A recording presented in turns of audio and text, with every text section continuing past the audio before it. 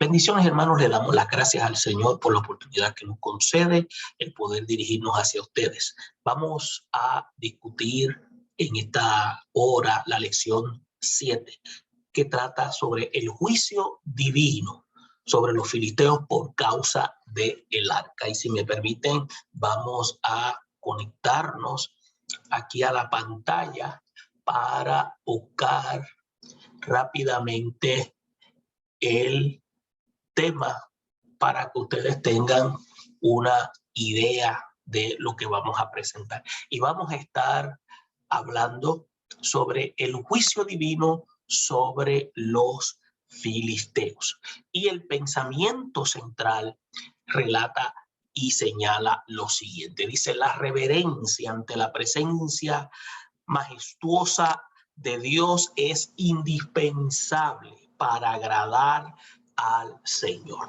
Y cuando hablamos de esta manera que mencionamos el verbo reverencia, en la cual es importantísimo el aspecto de seriedad, implica que el Dios de la Biblia es un Dios en la cual demanda, como hemos señalado en muchas ocasiones, que aquellos que le invocan mantengan una dinámica de relación. Por lo tanto, el reverenciar aquí no es que Dios tenga problemas de ego, sino más bien el reconocer su pureza, su justicia, su amor inmesurable en la cual Él tiene hacia las criaturas, es algo que nosotros debemos ir dando cuenta, cómo Él se manifiesta y cuáles son los parámetros de su conducta. Es por eso que cuando se habla de la reverencia ante su presencia, significa que es, cuando dice indispensable para agradar a Dios, requiere entonces que para que eso se pueda cumplir, Dios ha establecido unos parámetros en la cual usted y yo debemos seguir de manera voluntaria para entender que son necesarios para tener una vida en conexión con el Todopoderoso. Y es necesario que nosotros, a través de la lección de hoy que se encuentra en el libro de Samuel, primero de Samuel, en el capítulo 5, versículo 1 al 12, vamos a estar hablando de este aspecto. Y el texto de oro que vamos a estar mencionando dice de la siguiente manera, dice: y enviaron y reunieron a todos los príncipes de los filisteos, diciendo: enviad el arca del Dios de Israel y vuélvase a su lugar y no nos mate a nosotros ni a nuestro pueblo. Vamos entonces a discutir este versículo, vamos a presentarlo más adelante y vamos entonces a darle un análisis inductivo para que todos nosotros podamos comprender lo que él mismo significa. Vamos a presentar los objetivos de la lección. Y cuando hablamos de estos objetivos, queremos, número uno, comprender el juicio que recibieron los filisteos por causa de su profanación del arca, que eso representó. Y entiendas aquí que es comprender, o sea, tener un entendimiento de lo que significa la profanación. Ahora, vamos a interiorizar la actitud que es propia de los que disfrutan la comunión del Señor y vamos a debatir la conducta cristiana como fruto justo de la redención. Y a través de estos aspectos vamos a hacer nuestro análisis inductivo y vamos entonces en esta lección número 7 presentar estos aspectos y luego de haber hecho lectura de los versículos 1 del capítulo 5 al versículo 12, y como siempre señalamos, hay unos versículos de selección. Recomendamos siempre que usted haga lectura y conozca trasfondo histórico de la historia de el libro de Samuel. Ahora, para nosotros tener claro lo que representa, es interesante que nosotros entonces vayamos a la lectura. Ustedes ahora me van a permitir hacer análisis de la lectura de los versículos para luego hacer análisis de la lectura. Comenzamos y dice: cuando los filisteos capturaron el arca de Dios, la llevaron desde Ebenezer a Asdod, y tomaron los filisteos el arca de Dios y la metieron en la casa de Dagón y la pusieron junto a Dagón. Y cuando al siguiente día los de Asdod se levantaron de mañana, he aquí Dagón postrado en tierra delante del arca de Jehová, y tomaron a Dagón y lo volvieron a su lugar. Y volviéndose a levantar de mañana el siguiente día, he aquí que Dagón había caído postrado en tierra delante del arca de Jehová, y la cabeza de Dagón y las dos palmas de sus manos estaban cortadas sobre el umbral, habiéndole quedado a Dagón el tronco solamente. Por esta causa, los sacerdotes de Dagón y todos los que entran en el templo de Dagón no pisan el umbral de Dagón en Asdod hasta hoy. Y se agravó la mano de Jehová sobre los de Asdod, y los destruyó y los hirió con tumores en Asdod y en todo su territorio. Y viendo esto, los de Asdod dijeron: no quede con nosotros el arca del Dios de Israel, porque su mano es dura sobre nosotros y sobre nuestro Dios Dagón. Entonces convocaron pues a todos los príncipes de los filisteos y les dijeron: ¿qué haremos del arca del Dios de Israel? Y ellos respondieron: pásese el arca del Dios de Israel a Gat. Y pasaron allá el arca del Dios de Israel. Y aconteció que cuando la había pasado, la mano de Jehová estuvo contra la ciudad con gran quebrantamiento, y afligió a los hombres de aquella ciudad, desde el chico hasta el grande, y se llenaron de tumores.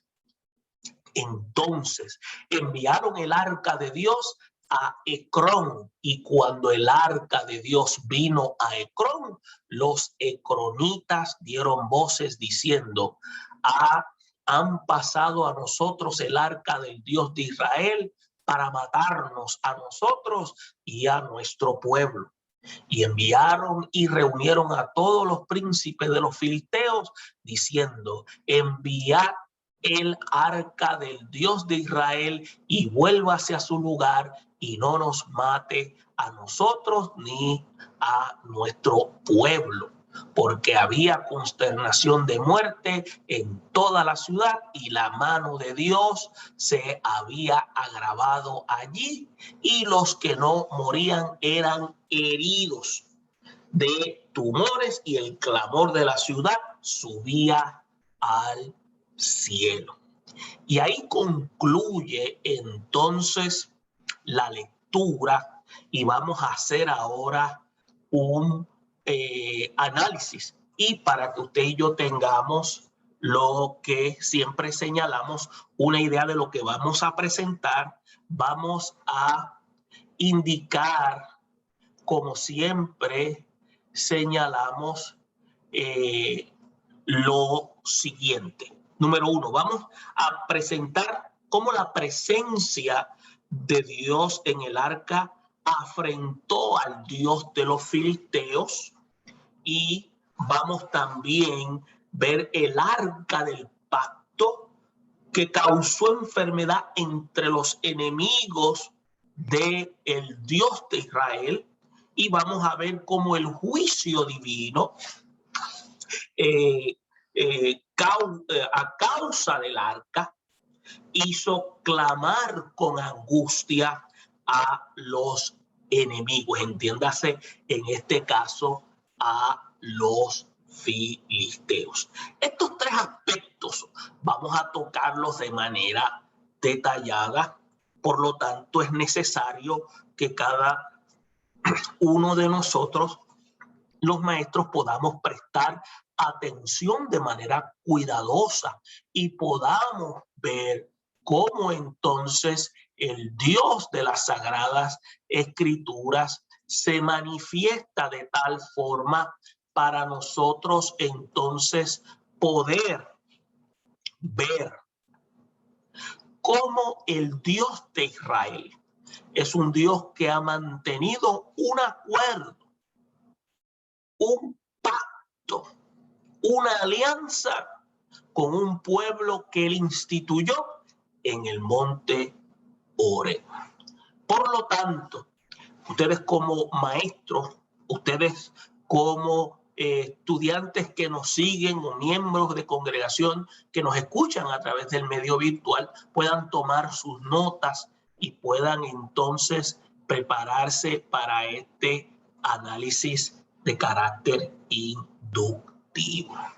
Bien. Ahora, es importante que antes de hacer inicio conozcamos qué es lo que el libro de Samuel en elemento de trasfondo significa para nosotros poder entender lo que vamos a poder discutir. Número uno, tenemos que entender, el libro de Samuel se compone de 31 capítulos. Ahora, en la Biblia hebrea, el libro de Samuel es un solo tomo. Para nosotros, en la comunidad habla hispana, también para la comunidad anglo, está dividido en dos tomos. Primero de Samuel y segundo de Samuel. Muchos tienen la tendencia de utilizar primera y segunda de Samuel, pero queremos aclarar que no se puede decir primera ni segunda porque no es una carta, sino que es un libro. Ahora, ¿quién escribe? Se tiene entendido que fue escrito por Samuel, fue escrito también por Gad y por Natán. Entiéndase Gad, G-A-D, Gad.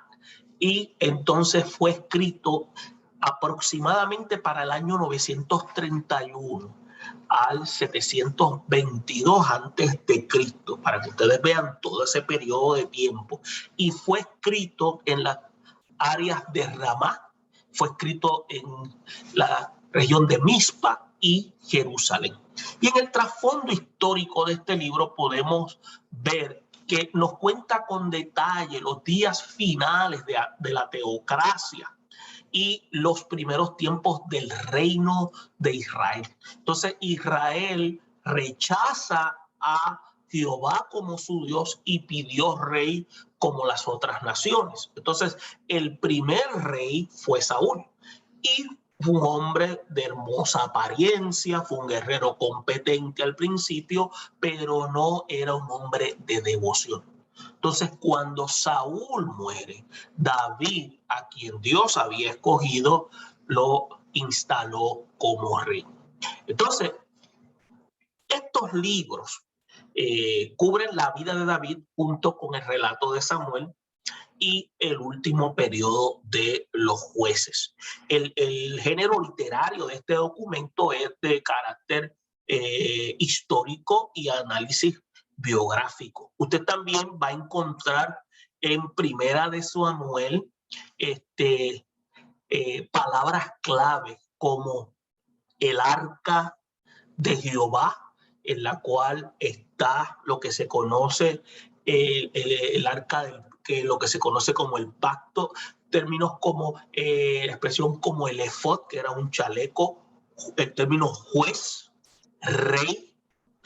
Va a encontrar lo que se conoce también como el término pecado, maldad, espíritu de Dios. Entonces, estas palabras clave van a estar siempre resonantes en este primer documento. También la expresión de espíritu malo. También aparece la expresión rey en un contexto como rey que no sea extranjero. Entonces, los temas de este libro son reino, son pacto, arca del pacto, hazañas y las proezas que realizó David. Ahora, ¿cómo debemos leer el libro de Primero de Samuel?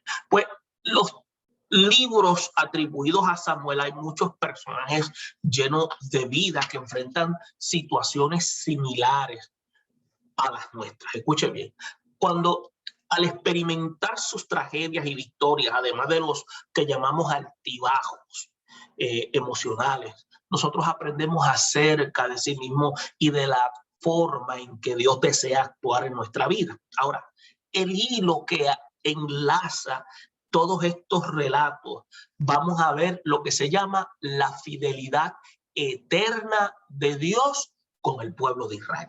Entonces, usted va a leer y yo vamos a leer el libro y vamos a ver el impacto de un liderazgo piadoso tras bastidores, Dios mismo, en contraste a un liderazgo impío, que son los reyes que Dios permite que estén dirigiendo al pueblo sobre el destino de Israel. Entonces, va a ver cómo el libro contrasta claramente la vida y el liderazgo, en este caso de Saúl y de David.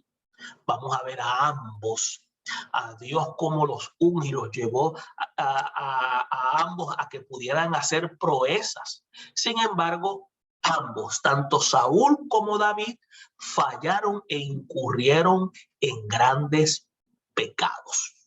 Ahora, ¿qué los diferencia?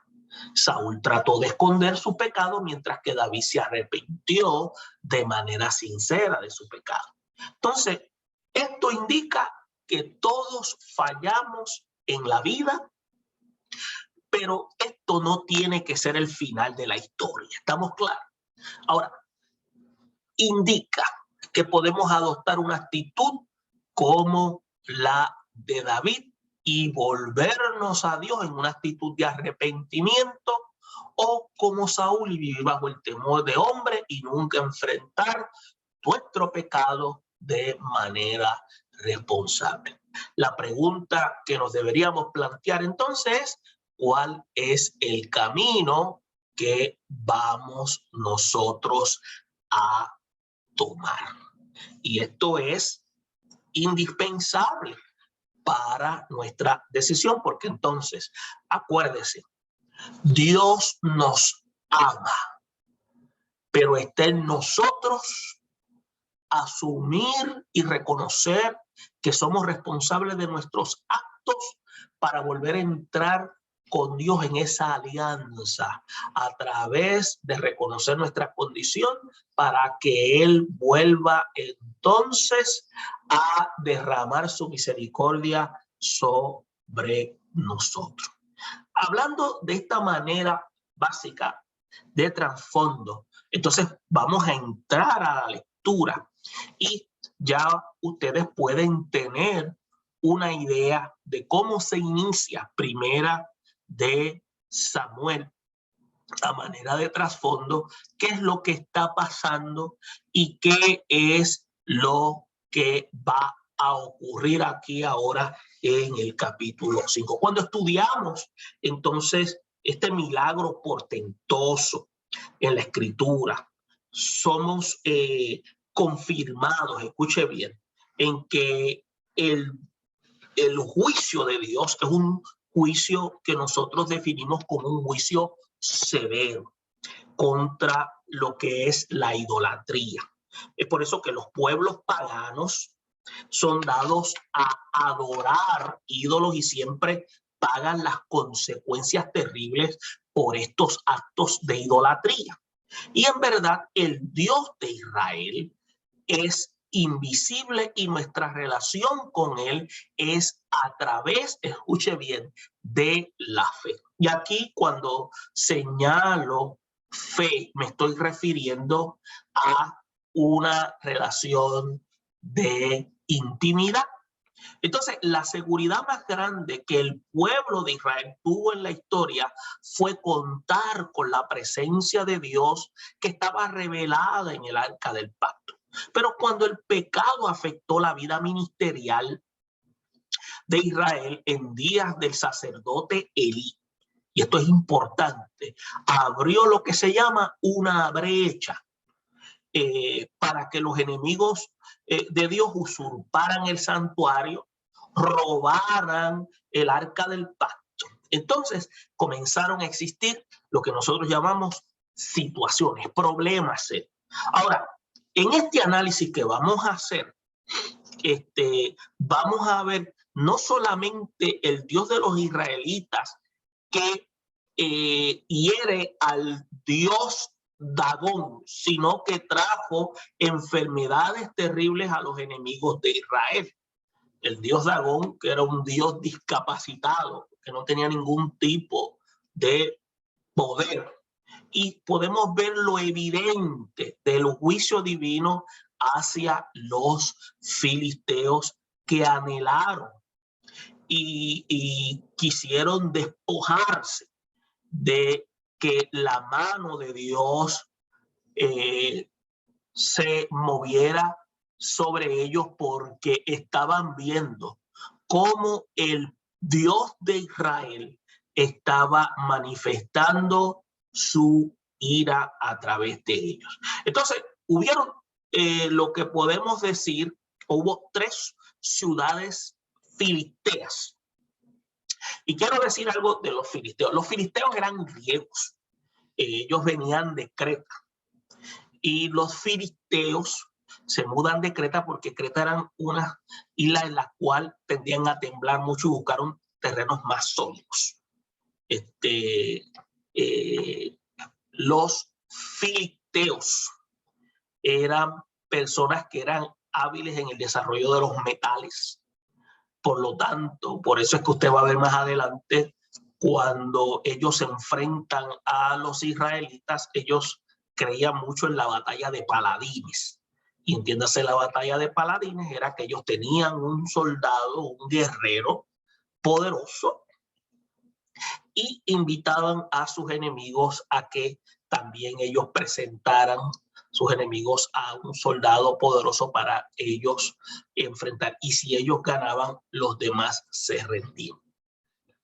Y los filisteos, entiéndase que en realidad no eran de esa región, pero se adaptaron rápidamente en esa zona. Ahora, aunque la historia está en el contexto de lo que nosotros decimos de un pueblo pagano que se atrevió, escuche bien, a tocar lo santo, y vamos a ver las consecuencias de lo que es tener un encuentro con un Dios vivo.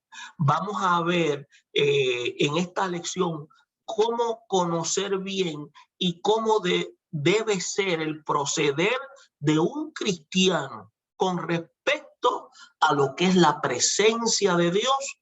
Y por eso, todo lo que no esté en orden en la casa de Dios es importante, que debe arreglarse, debe ponerse en orden.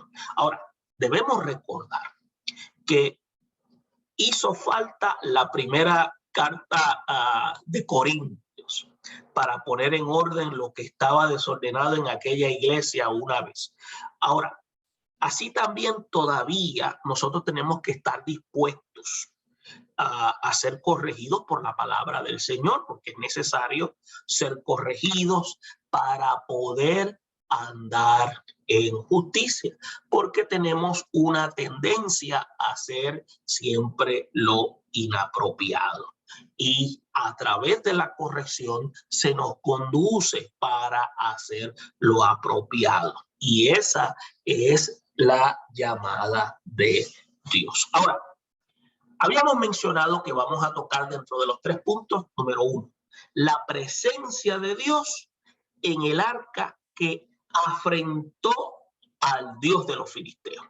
Ahora, antes de eso mencionamos nombres como Ebenezer, que se traduce como roca de ayuda.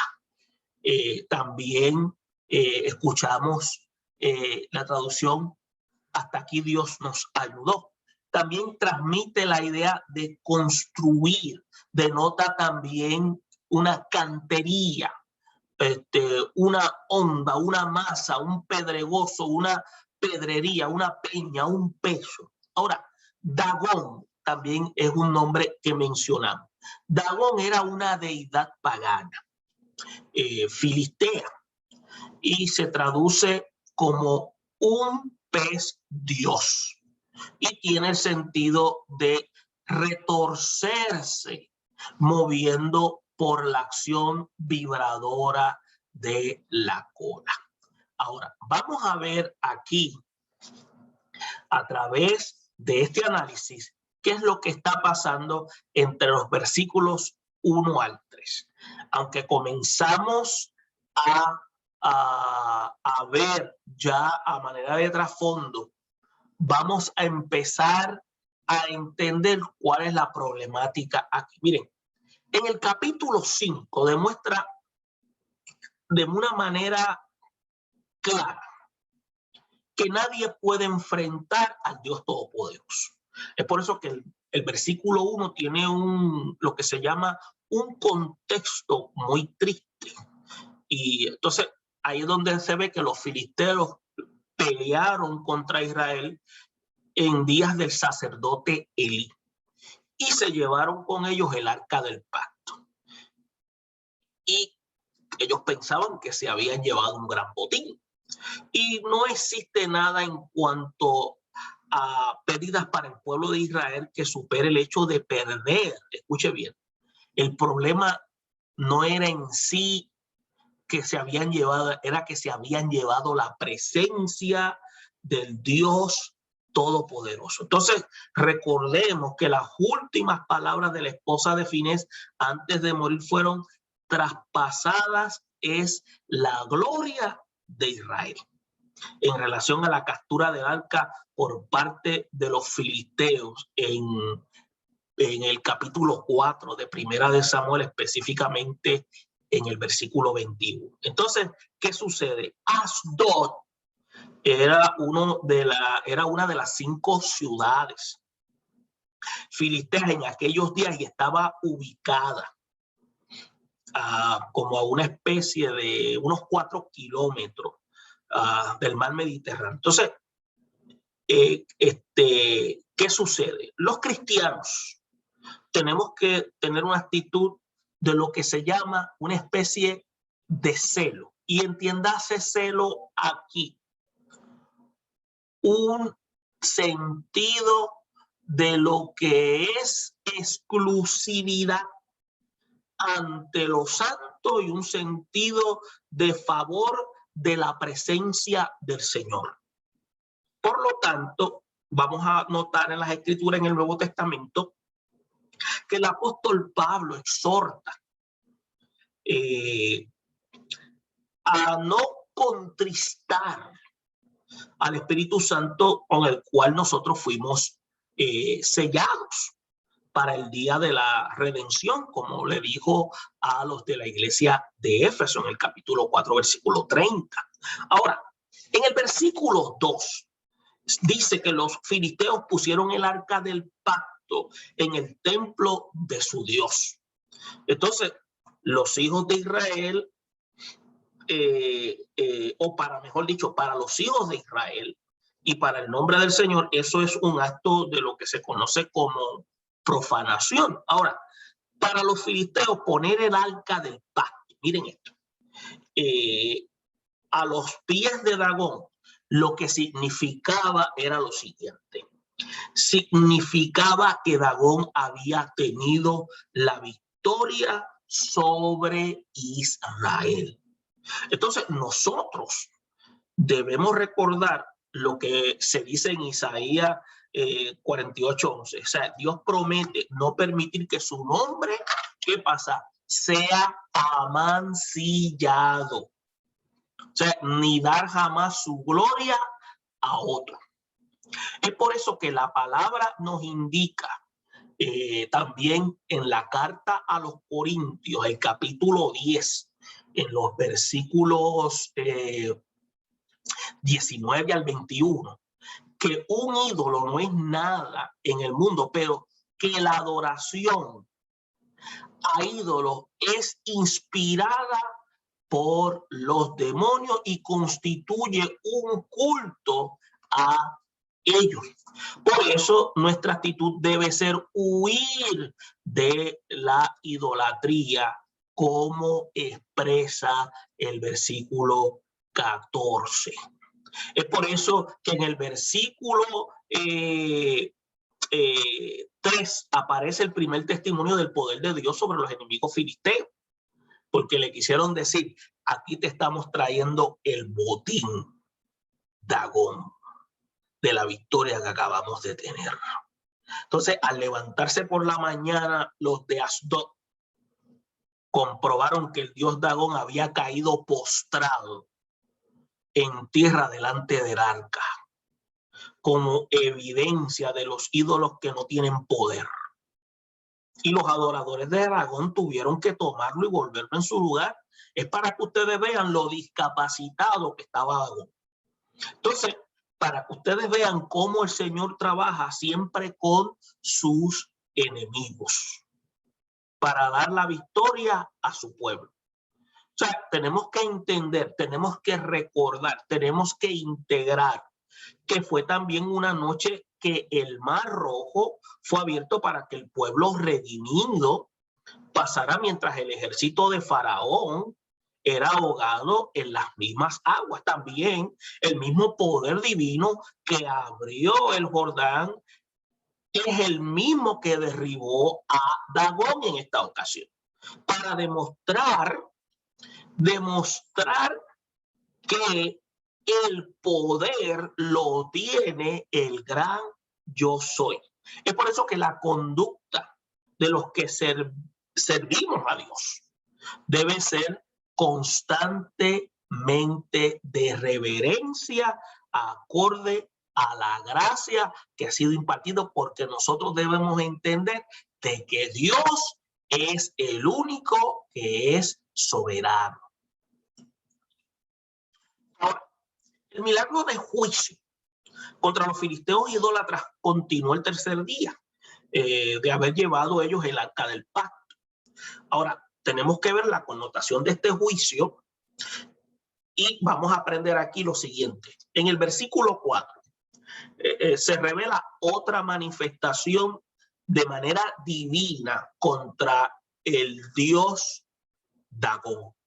Cuando los filisteos de Asdod se volvieron a levantar y al día siguiente vieron a Dagón que estaba postrado en tierra delante del arca, pero ahora, escuche bien, su cabeza y las dos palmas de sus manos estaban cortadas frente al umbral. O sea, solamente quedaba Dagón, el tronco y la cabeza en la... lo único que estaba prácticamente estaba desmembrado. O sea, la cabeza en la Biblia muchas veces habla de autoridad. Ahora, por tanto, ¿qué indica? Dios obró en contra de la autoridad de aquel Dios pagano.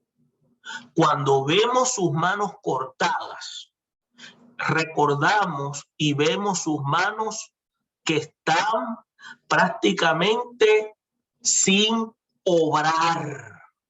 Por tanto, aquí aprendemos que cuando el Omnipotente interviene para juicio de sus enemigos, los demonios no pueden obrar en contra de los santos, indicándole: no tienen autoridad, por lo tanto, no pueden obrar. Y vamos a ver otro aspecto. También resulta asombroso cómo Dios hizo esta obra contra Dagón exactamente el tercer día de la llegada del arca del pacto a Asdod. En la Biblia muchas veces se resalta la obra de Dios al tercer día. Miren qué interesante, al tercer día. Por ejemplo, el tercer día el pueblo de Israel cruzó el Jordán. El tercer día el pez vomitó a Jonás en tierra. El tercer día, como aquel en Israel, será resucitado Jesucristo. Y recordamos que el tercer día Cristo resucitó, y volvemos y lo repetimos, de los muertos. Entonces debemos ser pacientes con el Señor y saber que su obra a su debido tiempo será en su momento adecuado. Cuando los enemigos nos afrenten, debemos descansar en la sabiduría de Dios, que a su tiempo nos defenderá y glorificará su santo nombre.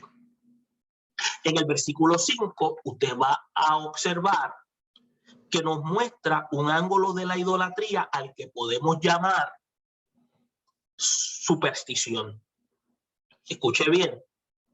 Los sacerdotes de Dagón acordaron no pisar o prácticamente no poner los pies en el umbral del templo de su Dios, quizás por pensar que al hacerlo estarían pisoteando.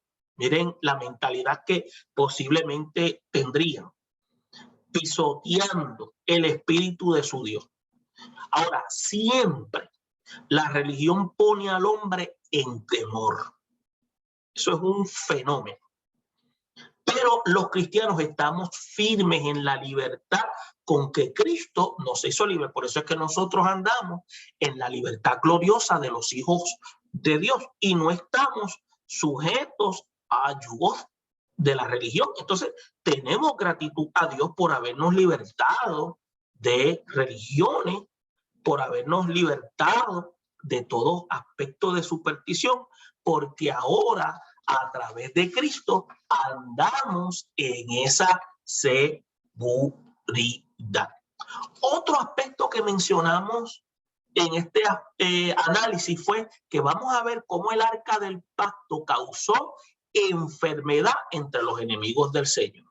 Mire, una de las palabras que se encuentra o verbo es agravar. Y dice aquí agravó en pasado, que significa, en el griego es el término que se utiliza como kabet, que significa una raíz de lo que quiere decir sentir el peso en un sentido malo, en un sentido negativo, en un sentido severo, en un sentido pesado, en un sentido abrumador, arreciador, de causar, de cegar. Entonces dice aquí tumores.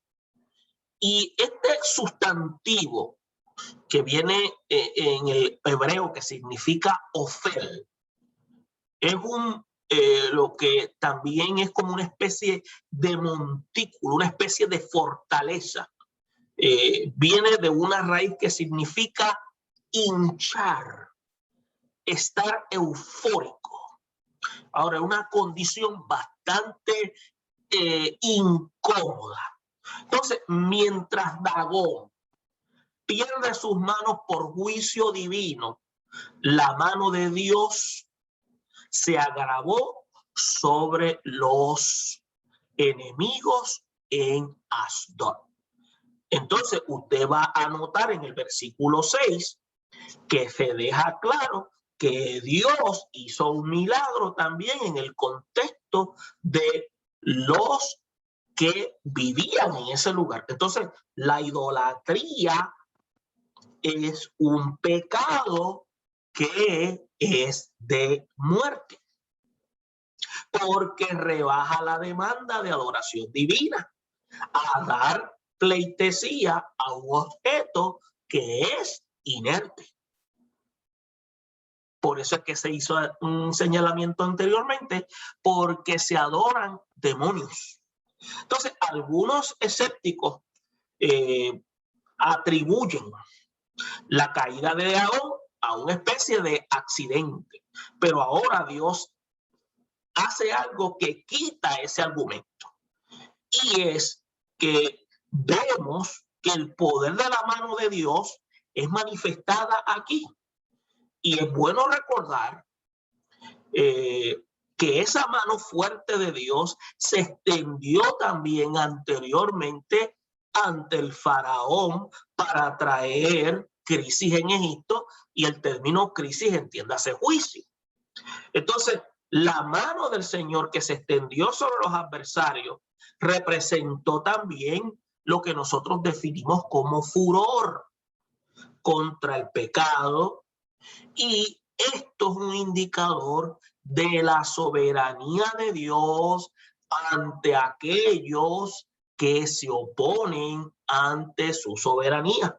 Es por eso que nosotros los cristianos debemos tener una actitud de reverencia ante el Todopoderoso, porque Dios reacciona con juicio contra el pecado. Ahora, cuando el pecador no reacciona al juicio divino con arrepentimiento, Dios agrava su mano sobre los que lo provocan. ¿Por qué? Porque hay una actitud de rebeldía. Entonces, exactamente eso es lo que sucede con la gente en esta región de Asdod.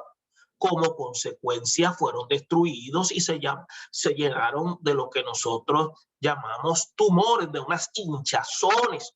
Y la palabra tumores aquí está relacionado con hincharse. Una situación parecida a la peste bubónica, y una característica de este tipo de enfermedad son lo que se llaman ganglios linfáticos, que se hinchan y forman lo que se llaman diferentes tipos de tumores en partes del cuerpo. Entonces, una confirmación de esto se puede ver en el capítulo 6 de Samuel, específicamente en el versículo 4, cuando los filisteos hicieron figuras de tumores y ratones para devolver el arca a tierra de Israel. Y se sabe que los ratones son portadores de este tipo de plaga. Entonces, ¿qué sucede? ¿Qué tan letal una pandemia como aquella, que la tercera parte de toda la población de Europa, de la peste en el siglo XIV, después de Cristo, causó tal devastación? Ahora, los hijos de Dios tenemos que conducirnos como real sacerdocio en medio de un pecado reinante en nuestro entorno donde Dios nos ha puesto. Pero la iglesia debe también hacer un buen papel y pedir al Señor que tenga misericordia. Y debemos, escuche bien, debemos pedirle al Señor que tenga misericordia sobre el impío. No debemos alegrarnos de la muerte del impío, sino rogar a Dios que lo salve y que alcance ellos puedan recibir vida eterna. Entonces, también tenemos un dato bien claro aquí de lo irresistible que es la mano de Dios contra sus adversarios. Vamos a ver aquí, por ejemplo, en el versículo 7. En el versículo 7 se hace notar que los hombres de aquella región reflexionaron sobre las consecuencias de su pecado que le había causado. Entonces, de manera triste, no hubo conversión al Dios de Israel, porque esto era una buena oportunidad para que ellos se dieran cuenta de que el Dios de Israel era un Dios que respondía. Había una diferencia entre el Dios de Israel y el Dios de los filisteos, y era de que el Dios de Israel hablaba y hacía portentos. Dagón era discapacitado. Entonces, tenemos que notar que era una oportunidad para arrepentimiento. Tristemente no hubo conversión al Dios de Israel, pero sí reconocimiento que contra él nadie puede luchar y salir victorioso. Y cuando fallamos a Dios no basta con darnos cuenta de que hemos sido castigados. sino debemos volvernos a Él en arrepentimiento. Y sabemos por la obra expiatoria de Cristo en la cruz que la gracia de Dios es suficiente para perdonar y limpiarnos de la maldad. Es por eso que los filisteos en aquella región por lo menos se dieron cuenta de que no podían más con el arca entre ellos, y ellos admitieron que la mano de Dios de Israel había sido dura sobre ellos y sobre la deidad pagana. Entonces, por este medio, vemos en este versículo que ellos trataron entonces de deshacerse del arca. Y vemos que nuestro Dios también es un Dios de amor, pero también es santo, también es justo y reacciona naturalmente contra el pecado de los impenitentes. O sea, la actitud de humillarnos ante Él es sabia, porque entonces seremos que la Biblia dice que seremos exaltados cuando fuere tiempo. Entonces vamos a ver en el versículo 8 que exalta al Dios de Israel porque el arca suya en territorio de los enemigos hizo reunir cinco príncipes filisteos para resolver qué hacer con lo que ellos llamaban este mueble sagrado. Entonces, estos adversarios no tienen respuestas claras sobre los asuntos divinos. Entonces, lo único que les quedó claro fue a estos príncipes paganos que debían enviar otra parte del arca de Dios, deshacerse de ella, y así que enviaron el arca a Gat, a la región de Gat. Y esa ciudad ahora actualmente se llama Tel. Entonces, y está ubicada como a unos 20 kilómetros de Asdod. Entiéndase como unas 12 millas de distancia, más o menos. Entonces, los hijos de Dios, ¿qué pasa? Tenemos que responder bien a la pregunta qué hacer con su presencia. Uno de los juicios más severos lo pronunció Cristo en la iglesia de Éfeso y le dijo que si no se arrepentían, Él quitaría el candelero de su lugar. Y la pérdida de la luz espiritual es una de las desgracias más horribles que le pueda suceder a un creyente que se aleja de Dios. Entonces debemos ser lo que se llama celosos, debemos ser exclusivos en mantener el primer amor con el Señor y conducirnos en Él con piedad, que es propio de los hijos de Dios.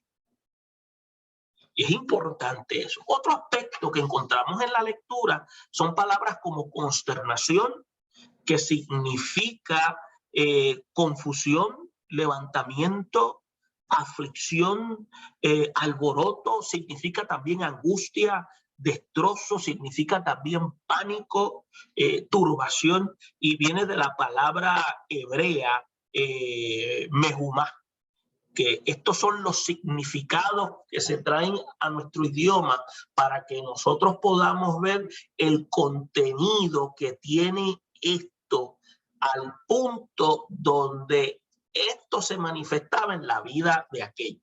Y también encontramos el verbo clamor, que tiene que ver con griterío, tiene que ver con gemir. Entonces, implica llamar a gritos, pidiendo lo que se dice libertad por algún problema que está surgiendo. Es por eso que el término clamor viene del hebreo shabbat. Ahora, vamos a ver en el versículo 9 que es muy significativo cuando el arca de Dios llegó a la región de Gad. Y la mano de Dios estuvo contra la ciudad. Y hubo lo que nosotros llamamos un gran quebrantamiento. Y en verdad, tener a Dios de enemigo es la desgracia más grande que le puede ocurrir a un pueblo. sea, Dios afligió a los hombres de Gad y se llenaron de tumores. Y vemos el agravamiento del juicio divino en ese lugar. Entonces, lo primero que ocurre es que hay un quebrantamiento. Dios los aflige. Todo desde el chico hasta el grande, dice la Escritura. Y al final se hace evidente que sus cuerpos se llenaron de tumores. Entonces, la palabra que se manifiesta, y bien dice la Escritura, que es horrenda cosa caer en las manos de un Dios vivo. Hubo una tribulación en esta vida de estos hombres de Gad. Ahora, a estas alturas, el arca había recorrido varias regiones filisteas, dejando tras ella una estela de crisis, entiéndase, juicios, había dejado muerte. Ahora, en el versículo 10, usted va a notar, los hombres de Gad determinaron deshacerse también del arca y enviarla entonces a Ecrón. Y en Ecrón, allí el dios pagano no era Dagón, sino era Balzebut. Y allí Balzebut, como habla en Segunda de Reyes, en el capítulo 1, versículos 2 y 3, que quiere decir Dios de lugar alto. Este Dios es conocido en hebreo como el Dios de las moscas. Y pudieron hacer, ni Dagón pudo hacer nada, ni Balzebut tampoco pudo hacer nada con el Dios de Israel. Entonces, en el contexto da a entender que los ecronitas ya no sabían de las huellas de muerte y enfermedad que el arca había dejado en Asdod ni en Gad. Eso fue como decir que había ocurrido una pandemia y por tanto ellos fueron más precavidos y no recibieron el arca allí. Ellos actuaron con sabiduría. Entonces, y no recibieron el arca. Ellos dijeron, nosotros no queremos ese trofeo de guerra. Por el contrario, dieron voces de susto, alarmados, que les tocaran también su porción de muerte. Ellos entonces, al estudiar la historia, los creyentes debemos aprender de manera digna cómo conducirnos a Dios. ¿Para qué? Para darnos cuenta las consecuencias que eso puede traer. Y aquí vemos que cuando nosotros analizamos la historia, debemos ser dignos de conducirnos a Dios que espera por nosotros. Y fíjese, la última reunión de los príncipes de los filisteos respecto al arca del pacto fue en Ecrón. Ahí se estableció como una especie de cumbre. Y el acuerdo de ellos está lleno de bastante significado. En el versículo 11 se resalta lo que se llama una resolución final de los enemigos de Dios en cuanto al arca. Ellos determinaron enviar el arca de Dios de Israel a su lugar. En lugar de pedir misericordia a Dios, que lo pudieron haber hecho, que los había castigado por su pecado, los filisteos se empecinaron en adorar aún a sus dioses y tomaron distancia de la salvación que el arca le que representaba. Entonces, en la Biblia eso sucedió varias veces para mal de las personas. Y por ejemplo, unos jóvenes en Betel le gritaron despectivamente a Eliseo que se subiera si se fuera como había hecho Elías. Y también en Samaria le dijeron al profeta Amós que se fuera, que huyera de la tierra de Judá. Entonces, así mismo los habitantes de Gadara le rogaron a Jesús que se fuera de sus contornos. Entonces, aquí aprendemos que el pecado siempre separa a los hombres de Dios. Por eso los cristianos debemos agradecer la salvación que Dios nos ha dado en Cristo y dar lugar a la santificación del Espíritu. Y esta es la garantía de una vida de comunión con Dios y la seguridad plena que no vendremos a condenación. Es por eso que el temor a la muerte había caído sobre toda la ciudad debido a que la mano de Dios se había agravado sobre sus habitantes. Sabemos que el conocimiento de Dios es olor de muerte. Escuche bien, para los que pierden, pero para los que se salvan es olor de vida. Para los que se pierden es de muerte, para los que se salvan es de vida.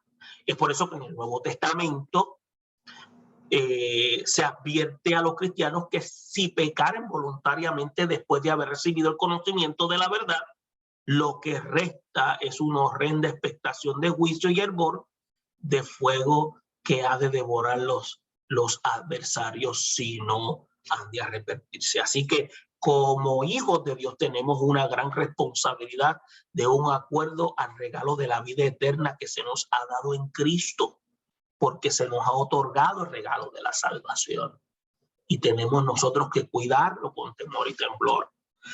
Y en el versículo 12, el análisis da por hecho que los filisteos se vieron forzados al devolver el arca de Dios al tabernáculo que estaba en Silo. Y la causa es porque los que no morían eran heridos de tumores, a tal modo que el clamor de la ciudad subió al cielo. Y esto nos recuerda a los impíos bajo la ira de Dios en la gran tribulación, los cuales morderán de dolor sus lenguas al ser visitados por los juicios divinos. Y es por eso, hermano, que oremos al Señor, tenga misericordia día de esa pobre humanidad que está perdida en sus propios pecados. Eso que ocurrió a los filisteos prácticamente es un ejemplo minúsculo de lo que va a ocurrir en estos días de tribulación para aquellos que rechacen a Jesucristo como Salvador. Es por eso que se resume de manera clara que la verdad principal es que deseamos nosotros dejarles saber que Dios tiene métodos diversos para hacer que su nombre sea santificado entre las naciones. Y cuando los adversarios suyos no entienden a través del consejo, el juicio divino los ha de hacer recapacitar. Es por eso que la decisión de los filisteos fue devolver el arca del pacto a su lugar a los hijos de Israel. El Señor no quiere solamente que estudiemos una historia para añadirle a nuestro conocimiento. Escuche bien. Esto no es cuestión de aspecto intelectual, es para advertirnos sobre la necesidad de un carácter temeroso. Por otra parte, la historia sirve para alentarnos en que el Señor mismo pelea nuestras batallas. No solamente el nombre del Señor fue lo que se llama vindicado, sino que su pueblo fue salvado una vez más de sus adversarios. Así como el arca del pacto causó estragos entre los paganos, la presencia de Dios es vida para los que se conducen con temor santo ante el Señor. Es por eso que la conducta de los cristianos debe estar motivada por la santidad divina y debemos lograr vivir acorde a lo que Dios siempre ha demandado en su palabra, y debemos descansar en Cristo y en su obra expiatoria en la cruz para nuestro favor. Esperamos que el análisis que le hemos brindado en esta hora sea de ayuda para la lección que ustedes han de conducir en esta próxima semana. Bendiciones a todos. Gracias por estar con nosotros a través del medio virtual y nos veremos la próxima semana. Bendiciones.